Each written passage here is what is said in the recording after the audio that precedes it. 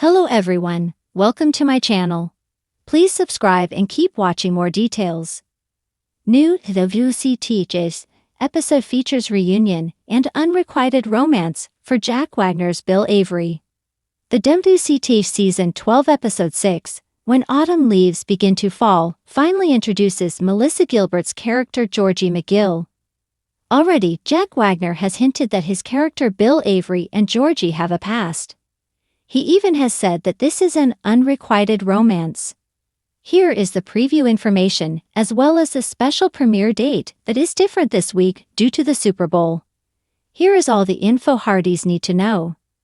Jack Wagner says Melissa Gilbert's WCTH character is from Bill Avery's past. On Saturday, 6 stars from WCTH held a Facebook Live.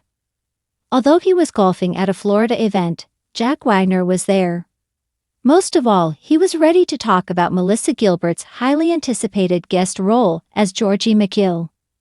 Although he does not share too many details about their role together, he does spoil that Bill and Georgie have an unrequited romance. Could love bloom in these episodes of When Calls the Heart? Anything seems possible. Jack Wagner and Melissa Gilbert starred on the same season of Dancing with the Stars. Although Jack Wagner and Melissa Gilbert have never worked together before, it was after their first meeting on the WCTH set that reminded the Little House on the Prairie star of something they shared. Both Jack and Melissa competed on Dancing with the Stars Season 14. Although it seems odd that they didn't realize it before, Jack was eliminated second, while Melissa lasted much longer. Both were taken down by the Samba. Will they dance together this season of When Calls the Heart? Hardys will have to watch to find out. The WCTH episode When Autumn Leaves Begin to Fall premiering different day and time.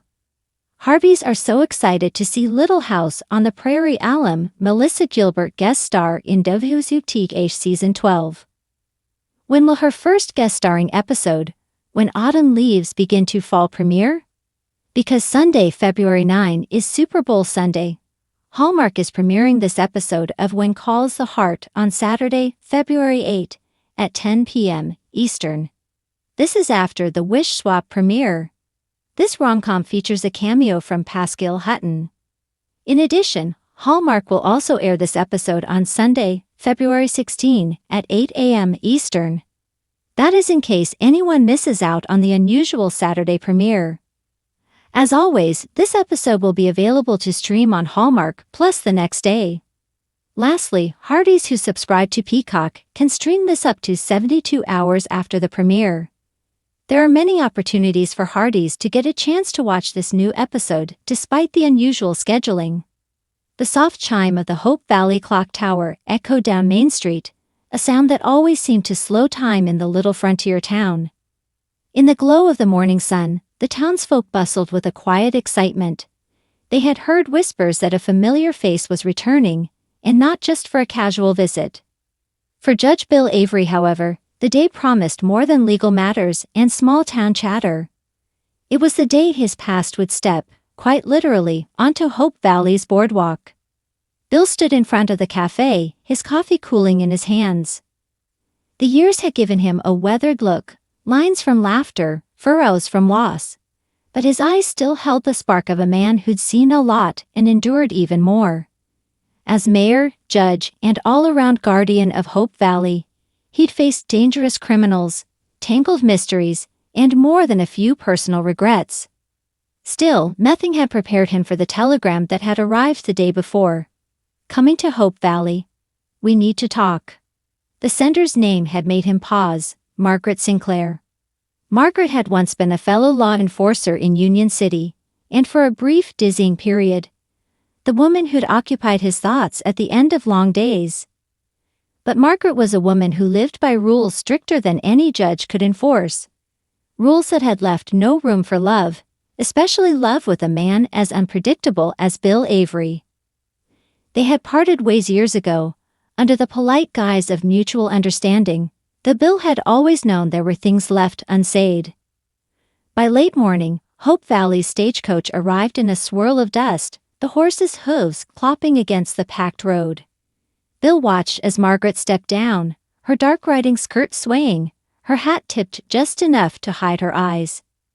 When she finally looked up, the years between them seemed to vanish.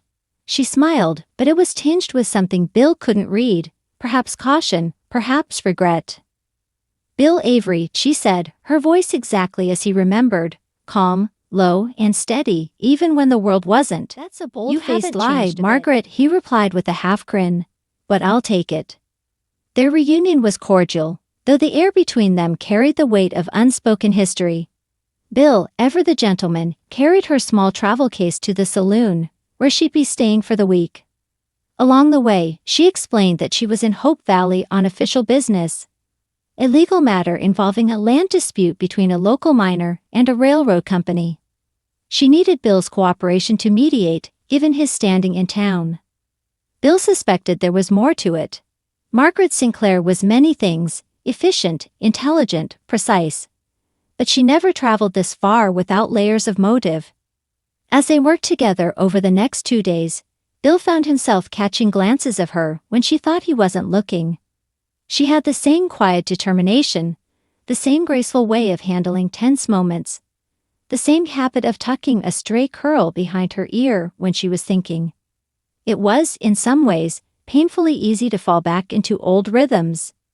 But then came the evening at Abigail's cafe, when the town gathered for a small supper in Margaret's honor. Hope Valley had a way of drawing outsiders into its warmth quickly, and since she was laughing with Rosemary, trading sharp wit with Lee, and listening intently to Elizabeth's stories about her students, Bill watched from across the room, a faint ache in his chest. During a break in the chatter, Bill finally approached her with 2 mugs of tea.